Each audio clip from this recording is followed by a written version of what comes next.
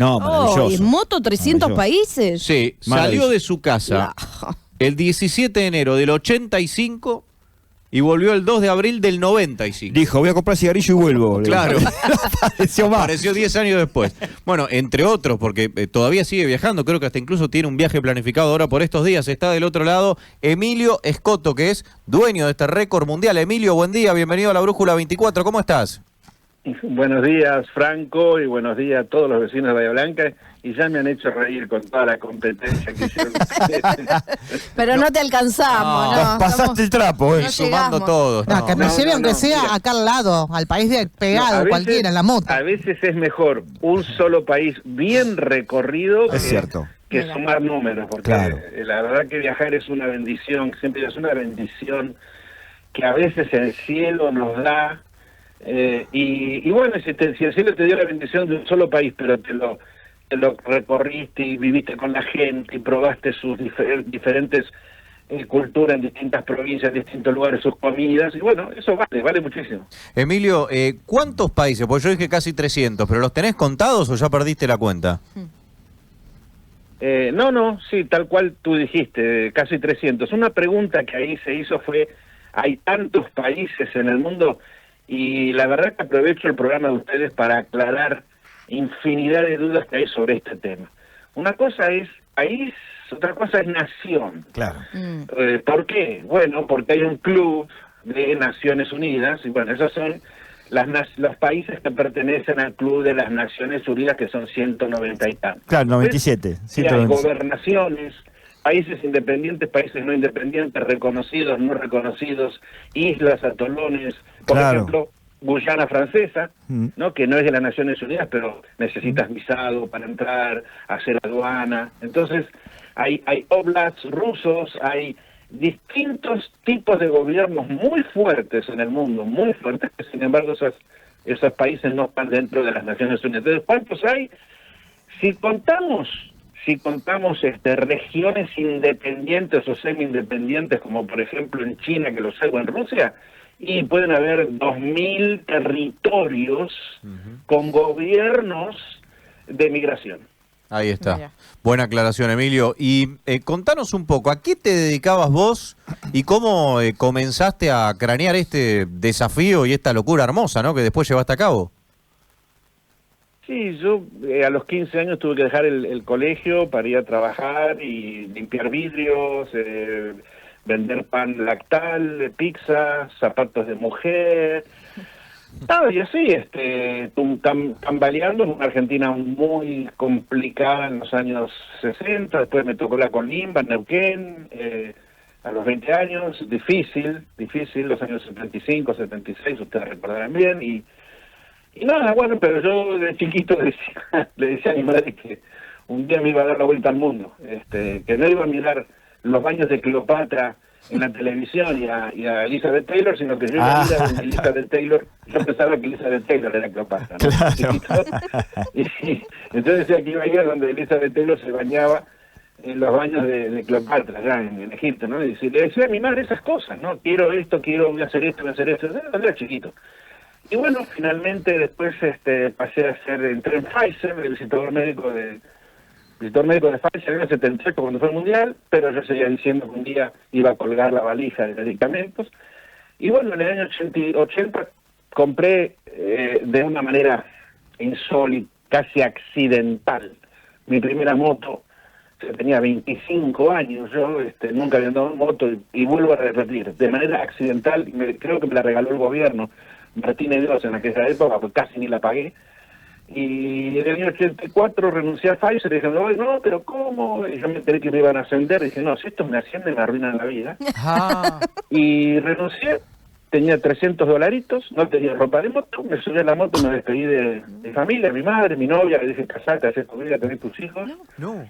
Y hice kilómetro 1, kilómetro 2, 735.000. Qué No maravilla. te puedo creer. Es increíble lo que Fantástico. contás, Emilio. Es increíble. ¿Qué moto era la que compraste? Era una Honda Goldwing 1100 Interstate, un pedazo de animal, un transatlántico de motos. Yo de moto total no sabía nada, así que me daba igual que fuera un triciclo o una moto, para mí eran Era un cuerpo sobre 2 ruedas que me iban a...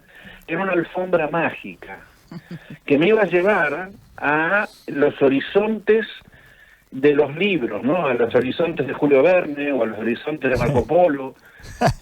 Una alfombra mágica donde yo me iba a subir, iba a poder llegar a esos lugares extraños que figuraban en los atlas, ¿no? Timbuktu, Samarcanda, las montañas de la luna, Kisangani.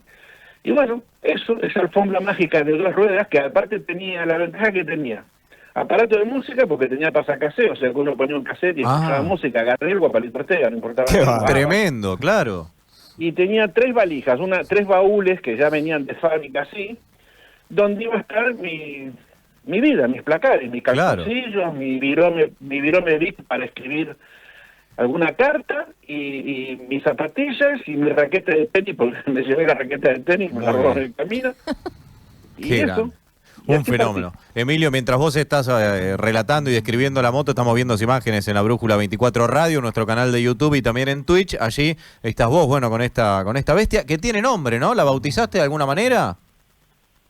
Esta bestia la bautizó un periodista muy famoso en Nueva York, una especie de programa de televisión así tipo como, a ver acá, como de Susana Jiménez o como Tinelli, poner de esos programas así como Susana Jiménez. Y un tipo muy famoso en Nueva York me invitan a hacer el programa, yo había tardado 1 año en llegar hasta allá, y me preguntan, ¿cómo se llama? Y la verdad no le había puesto nombre.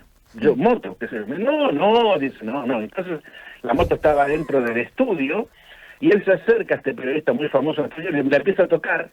No, pero esta moto vino de Argentina. No, sí, andando de Argentina. Y la tocaba y dice, pero esta moto no es una princesa, la princesa negra. Y ahí que The Black Princess, la princesa. Muy bueno, fantástico, Qué Emilio. bárbaro. ¿Cuál es el país que volverías 100 veces? Volvería, de hecho lo estoy haciendo, pasado mañana me voy a Rusia, Polonia, Estonia, Latvia, Lituania y Finlandia. El este de Europa. Pero mira. volvería a todos, sí. Hay lugares donde mi corazón está pega muy fuerte, porque cuando llego ya las emociones, India, por ejemplo, India es un país que emociona muchísimo. Claro. A mí, sobre todo a Mónica, esa novia que le dije, casate, hace tu vida, no hizo nada, se quedó esperándome. Así que... No, pará, una fenómena. Moniquita, el angelito. Pará, Emilio, pará. Sí, llegamos a India y ya solamente bajar. O Kenia, por ejemplo, que vamos en septiembre, no gente. Kenia también. Mónica me dice, cada vez que vamos a Kenia, me dice, no quiero volver, me quiero ir a vivir con Kenia, en Kenia, con los africanos, con los elefantes que qué bárbaro. Se acercan a mirarte con esos ojos llorosos. Y Emilio, escúchame, pará. La gente piensa que son zoológicos, no son zoológicos. El elefante, y la gente piensa que el rey de África es el león, y no es el león, es el elefante que te se acerca y te mira con esos ojos lánguidos, sabiendo que se terminan, sabiendo que le quedan 20 años los elefantes en el mundo, lamentablemente. Y Mónica me dice, llora con los elefantes. Yo lo miro y dice, el elefante llora y Mónica llora también, ¿no? Y hay lugares en el mundo, sí, donde volvería siempre. Creo que a todos. Qué bárbaro. Emilio, pará, porque lo dijiste ahí al pasar, pero no, porque yo no te quería preguntar detalles, pero ¿cómo es que Mónica te esperó? ¿Te esperó 10 añitos después de tu primera aventura? ¿Te esperó, te comunicabas? Claro, ¿qué ¿Cómo pasó? fue? Vos te fuiste y le dijiste casate. Ella no se casó. ¿Y? Yo no sabía que no se había casado, no tenía ni la menor idea. O sea, en aquella época no era que podías, no había todo. No, obvio, no había comunicación. No te comunicabas no había Zoom. No, yo partí, tardé 3 años en comunicarme con mi madre, me acuerdo, con mi familia, porque alguien en algún país, no me acuerdo dónde, creo que en México, me dijo, mira, llamamos. Le digo, no, ni loco, sale $20 un minuto. Hola, chao. No te preocupes, porque yo tengo un contacto con la compañía de teléfono. Bueno, creo que en el 3er año hablé con mi madre. Con Mónica nunca más. Sí, me acuerdo que mi madre me dijo, Mónica te sigue esperando. Sí, está bien, sí, anda a creerme. No. Y en el 5.º año de viaje, yo ya estaba terminando África, o sea, ya había recorrido casi 100 países, estaba en Egipto, y me invita a quedarme en su casa el embajador argentino. En Egipto me dice, quédate acá en casa con nosotros. Es más, esta noche hay una fiesta. Mirá. Que voy a hacer una fiesta y van a venir conocidos. Bueno, ahí es donde le conocí a una chica muy famosa, Silvia Pérez. Sí, claro. Y el embajador me dice, che, Silvita, me acuerdo que esto que cuento me hace reír. Che, Silvita, le encanta la moto. Y yo, sí, sí. ¿Qué te pasa? Me dice, sos este... No, tengo la cabeza con una chica que dejé en Argentina hace 5 años. No, una novia que tenía. Muy bien, muy bien. ¿Cómo llamarla? Me dice.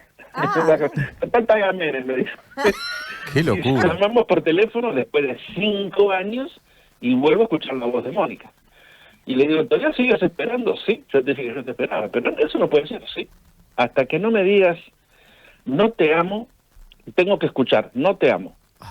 Claro. Y entonces sí, me buscaré la vida y me buscaré casarme y tener hijos. Mientras no me digas eso, sigo esperando los años que sea.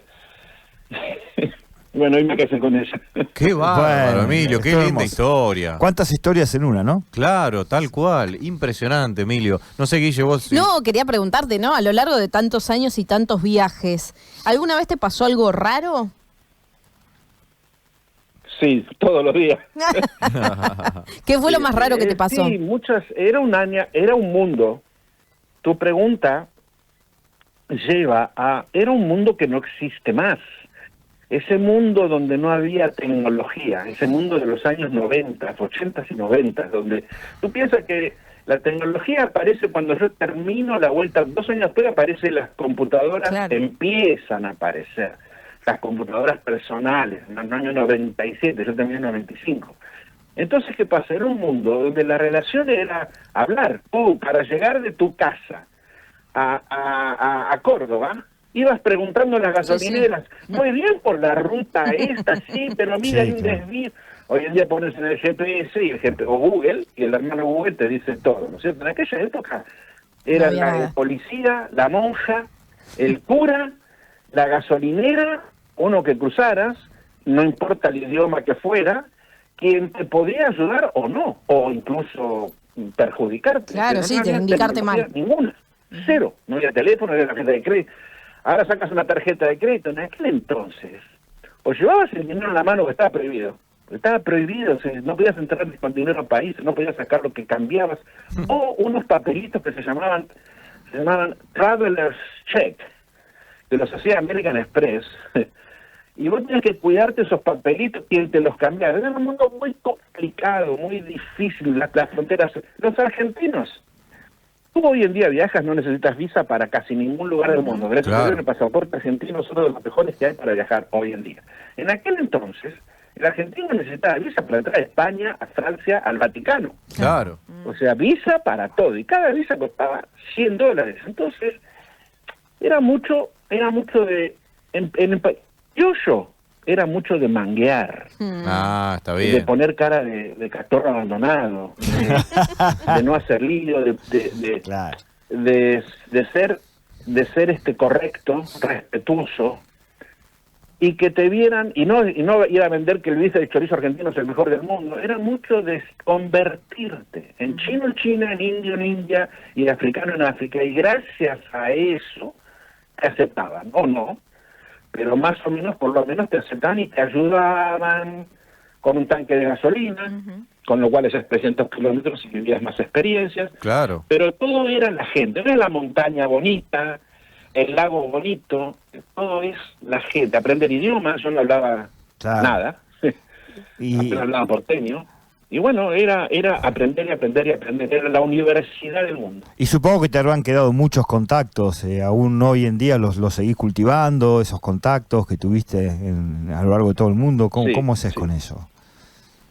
Sí, aparte, sí, me escribieron de la República Popular de Laos que le pusieron Emilio a un laosiano. ¿Mirá? Una familia, Mirá. sí, en Arabia, en Qatar, en Emiratos, Claro. en Culturas en tan África, diferentes, en ¿no? Europa, sí, por supuesto. Aparte porque con los años yo empecé a escribir para revistas de Europa. Escribir me refiero con virome Bic y papel, ¿no? Es decir, mandar el papel escrito a mano por correos que me ayudaban las embajadas, incluso no nuestras.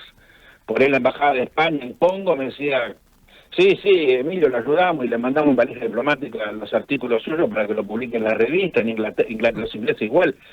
La embajada de Inglaterra, por ahí de Etiopía, me mandaba un artículo mío, lo mandaba a Inglaterra para que... Era un mundo, era así, era limitado, todo era... ¿No te armaste un diario de viaje? Artículos que se iban publicando en las revistas en Europa, donde yo hablaba de... No hablaba de mucho, hablaba del Islam, de los piratas de Somalia, estamos hablando de 1988, 1989, ¿no? Los piratas de Somalia, del mundo del Islam que se estaba comenzando, de Pakistán y de los talibanes, que me ayudaron a mí, desde la guerra de Irak, de Hussein, de Gaddafi, que me ayudó, Gaddafi me dio dinero. En Libia, Muammar mirá vos. Gaddafi. Mirá, Gaddafi te Entonces dio yo dinero. hablaba de eso, inocentemente. Hablaba de, mira, The Guardian, el periódico, uno, seguro el periódico más importante del mundo, no hace mucho escribió una editorial diciendo que yo había sido el Google de aquella época. Entonces la gente seguía el viaje de la princesa negra, el viaje del argentino que aparte era muy raro que fue un argentino, por el mundo, y la gente seguía cuando yo contaba inocentemente lo que pasaba. Qué bárbaro. Una cosita, Frank. El tema de Gaddafi que contaste recién, vos obviamente estuviste en Libia entonces. ¿Cómo viste el tema de Libia? Porque decían que Gaddafi, por ejemplo, a parejitas que se casaban, le daban absolutamente todo, una vivienda, un soporte económico para que puedan desarrollarse. Hablaban maravillas de Libia como país. ¿Vos viste mucha desigualdad? ¿Qué es lo que viste en Libia? Mira, mi libro 4, que se llama La conquista del Sahara, que sale ahora en agosto, en este momento está en imprenta, está dedicado a Gaddafi. Mira. Donde aparte yo cuento, es palabra por palabra en varias páginas lo que era Libia. Cuando Libia era un país quinto mundo, era un país gobernado por un rey, el rey Idris, donde en los finales de los años 70 no había un solo teléfono. O sea, sí, el rey tenía teléfono. Sí, claro. Hablemos de esos teléfonos con cable, ¿no? Con cordón, ¿no es cierto? Sí, obvio. En Libia, en los años finales de los 70, no había teléfono, la familia no tenía teléfonos. Las familias dormían en arpones sobre la playa. Eso era Libia. Cuando el rey Idris tenía contratos de petróleo con Inglaterra, con los italianos, con los franceses. Entonces era un país muy, pero muy, muy pobre. De ahí viene la revolución, que no se hizo con sangre. De ahí lo traen a Gaddafi, que tenía 20 y pico de años apenas, y lo nombran el líder. Gaddafi, Muammar Gaddafi, convierte un país de quinto mundo en primer mundo. Sí, claro. No había ninguna diferencia. De viajar en mi época, en 1988, cuando finalmente me permiten entrar a Libia, porque estaba prohibido entrar a Libia, para mí viajar en Libia era lo mismo que viajar en París o en Alemania. Era igual, o sea, extraordinarias carreteras, universidades, colegios, nadie dormía en la playa. La gente estudiar era obligatorio. El deporte, pone el deporte, los discapacitados les daba moto para discapacitados, silla de ruedas. O sea, el gobierno libio convierte un país de quinto mundo en un país de primer mundo. De hecho, de los 54 países de África, era el número 1. Era lo mejor siempre de todo. E incluso Gaddafi descubre agua a 1.700 kilómetros de Trípoli, casi en la frontera con Chad, a 500 metros de profundidad, porque el desierto de Sahara es un océano, contrata a los italianos y extrae agua desde 500 metros, la transporta a 1.700 kilómetros de la capital, y Libia empieza a exportar comida. O sea, un país que es toda arena, empieza a exportar tomate, lechuga. O sea, eso es lo que hizo Gaddafi. Pero, ¿qué pasó? Bueno, Gaddafi tiene un enemigo en el mundo, siempre tienes un enemigo, que era Ronald Reagan. Ronald Reagan odiaba a Gaddafi todo lo que fuera arena y todo lo que tuviera una túnica en la cabeza. Y tenía un recurso muy importante que a Estados Unidos le encantaba, obviamente. ¿Cómo? Tenía un recurso impresionante que a Estados Unidos le encantaba, obviamente. El petróleo, sí, bueno. Exacto. Y Gaddafi no tenía contratos con Estados Unidos. Gaddafi había hecho contratos cuando él canceló todos los contratos. Le dijo, señores, se terminó. Ni con Rusia, ni con ni con otro. El que me paga más, yo le doy el petróleo. Listo, punto. El petróleo es de Libia. A ver, con lo cual convirtió a Libia en un país de petróleo. Eso enojó a Estados Unidos, enojó a Rusia también en su momento. Al final de cuentas fueron los soviéticos los que le dieron un poco lo que más quería, y bueno, y Gaddafi y Ronald Reagan eso no lo perdonó, y bueno, que las armas de destrucción masiva, pirurín, pirín. Conclusión, hubo el gran ataque, lo asesinaron a Gaddafi, lo asesinó no Estados Unidos, lo asesinó Sarkozy, presidente de Francia, su gran amigo, lo traiciona. y Sarkozy, al cual en el libro 4 declaro que espero que sea ahorcado. Bueno, son todas las noticias todos los días por corrupto, ¿no? O sea, no digo, no es algo que inventó yo. Logra mandarlo a matar y hoy en día Libia es un desastre. Muy informado, muy informado. La verdad que un genio, Emilio. Seguiríamos hablando hasta pasado mañana, pero nos quedamos sin tiempo. Te deseamos buen viaje ahora para esta nueva aventura que tenés en estos días. No sé si querés dejar alguna red social para que la gente te siga. Y bueno, seguramente hablaremos en alguna otra oportunidad también. Sí, si quieren comprar mis libros de la Tierra a la Luna y de vuelta en motocicleta, 1, 2, 3, 4, emilioescoto.com y se los mando autografiados. Ahí está, excelente, Emilio. Te mandamos un abrazo grande. Gracias por estos minutos, por tu tiempo. Gracias, chicos. Un abrazo a todo Bahía Blanca.